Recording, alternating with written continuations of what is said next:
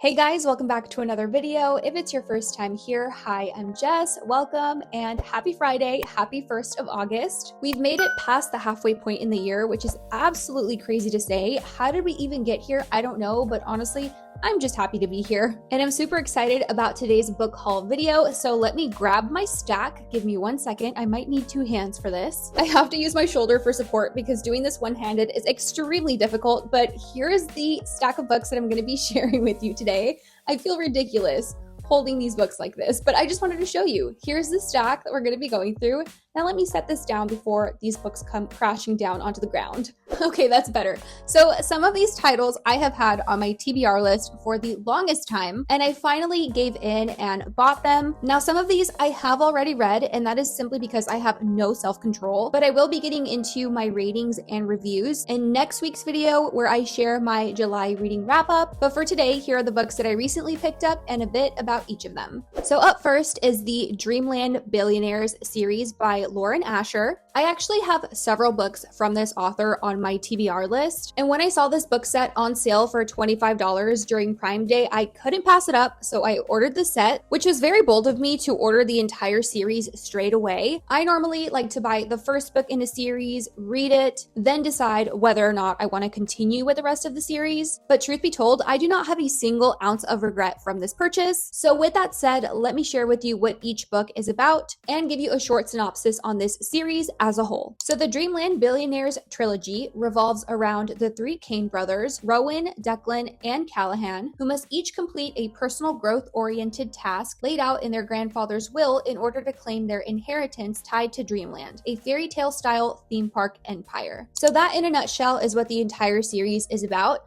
but like I said, each book does focus on a Kane brother. So the first book is The Fine Print, and this one is Rowan Kane's book. So he is the youngest of the Kane brothers, and he's given a challenge in his grandfather's will. He must spend 6 months revitalizing Dreamland to earn his inheritance. Then comes in Zara Gillian, a passionate and sunshine bright employee who nearly gets fired after drunkenly submitting a blunt critique of a flagship ride. Impressed by her creativity and spunk, Rowan hires her as a creator on the project, even though he initially clashes with her personality. Forced to work with her under high pressure, sparks fly. Rowan makes a sweeping mistake, texting Zara under an alias, and as secrets unravel, their prickly animosity gives way to undeniable chemistry. They both must confront insecurity, family expectations, and Rowan's emotional walls. As they navigate professional boundaries and personal growth, their connection becomes more than just part of the job. So the second book in the trilogy is Terms and Conditions, and this one revolves around Declan Kane, which I believe is the eldest brother of the Kane brothers. And here's the synopsis for this one. Declan Kane, the ambitious heir to the Dreamland theme park empire, learns that his grandfather's will requires him to marry and have a child before he can inherit the CEO position. When his fiancée cancels unexpectedly, his longtime assistant, Iris Landry, volunteers to step in, agreeing to a marriage of convenience. What starts as a purely contractual agreement, complete with rules and boundaries, slowly evolves into something deeper as they navigate intimacy, public perception, and blurred lines between fake and real love. Spanning office dynamics, forced proximity, personal insecurities, and emotional growth, the story explores whether 2 people can fall in love while obeying their own terms. The marriage of convenience trope is so classic, definitely a good one. And the final book in the trilogy is A Final Offer. This one is about Callahan Kane, and he's burdened with the legacy of being the family's troubled wild child. He's a washed-up athlete and a secret high-functioning alcoholic. His grandfather's will forces him to spend the summer at the family lake house in Lake Wisteria before selling it in order to claim his inheritance. But upon arrival, he discovers that the house is co-owned by Lana Castillo, his childhood best friend, and the woman whose heart he broke 6 years ago. As they navigate shared memories, old wounds, and the possibility of second chances, Cal must prove he's changed and face the mistakes that drove them apart. I don't think I've read a ton of second chance romances. I feel like that's a trope that's relatively new to me. I have read one other book, and I think this one will be the second, if I'm not mistaken. So I'm not mad. I think that trope is interesting, so I'm excited. Next is Magnolia Parks by Jessa Hastings. Now, the Magnolia Parks universe is very popular online, and I've heard people say if you like Gossip Girl, you'll like this series. And Gossip Girl is one of my favorite TV shows. I watched it for the very first time when it aired on the CW in 2007, and I've rewatched countless times. It's one of my comfort TV shows, and so that statement and comparison immediately intrigued me. I added it to my TBR list on my notes app, and it's been there for the longest time. Why I didn't buy it sooner, I couldn't tell you, but I actually bought this after buying the second book in this series, which is totally backwards, I know, but I'll explain why I did that here in a sec. But first, here is the synopsis of Magnolia Parks. Magnolia Parks is a wealthy, self-obsessed London socialite caught in a messy emotional cycle with Britain's most photographed bad boy, J.B. Ballantyne. Years after a passionate teenage romance ended in betrayal, the two still can't stay apart. Despite dating others,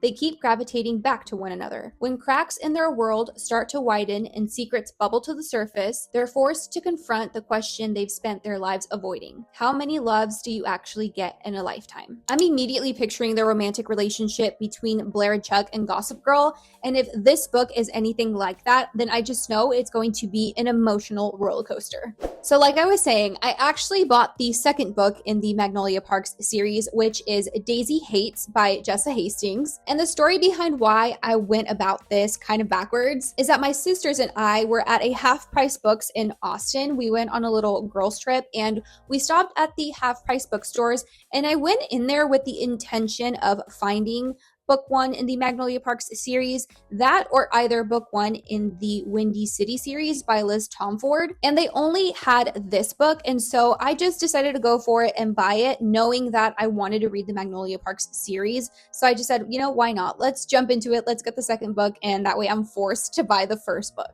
The order in which I bought these was a little unconventional, but regardless, I'm happy that I have them both. So with that, here is the synopsis of Daisy Haites. Daisy Haites is a fiercely capable 20-year-old med student who dreams of an ordinary life, but she was born in London's most notorious crime family and raised under the watchful eye of her older brother, gang lord Julian. When she falls for Christian Hems, a man who doesn't answer to Julian, forbidden emotions ignite. At first, Christian uses Daisy as a distraction from his unrequited love for someone else, but she slowly unravels his defenses. As their paths entwine, Daisy, Christian, and Julian confront the brutal cost of loyalty, love, and power in a world where every decision comes at a price. I'm not gonna lie, just going based off the synopsises alone from book one and book two, this one does sound like it has a little bit more of an interesting plot line than book one. So I am curious to know which one I'm gonna like better once I get around to reading the Magnolia Parks series. So I am very much looking forward to finding out.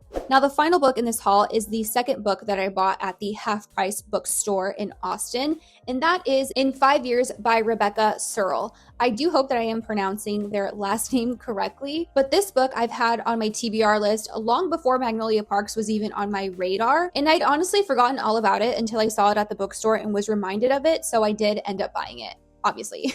But here's what this book is about. Dani Cohen is a high-achieving type A New York lawyer with every detail of her future planned. The night she accepts her engagement and celebrates a milestone career moment, she falls asleep only to wake up an hour later in a completely different life. A different apartment, a different ring, and a different man, 5 years into the future. But just as suddenly, she's back in the present, left shaken by what felt more than a dream. 4.5 years later, she meets that very same man from her vision, and everything she thought she wanted is upended. Told with emotional honesty and magical realist undertones, In 5 Years explores destiny, grief, friendship, and the delicate balance between planning for the future and embracing what life actually hands you. So that is what this book is about, and it's also on the shorter side, so it's definitely one that you can read in one sitting or over a couple of days. So interesting storyline for sure. So that, you guys, was my little book haul. Let me know if you've read any of these books or if any are on your TBR. I also invite you to comment down below any book recommendations. I am always looking to add to my TBR list, so please leave any suggestions down in the comments. And if you did enjoy this video, please give it a big thumbs up. And if you aren't subscribed yet, please consider subscribing to my channel for more content like this. And don't forget to turn on the notification bell, that way you are notified every time I upload a brand new video.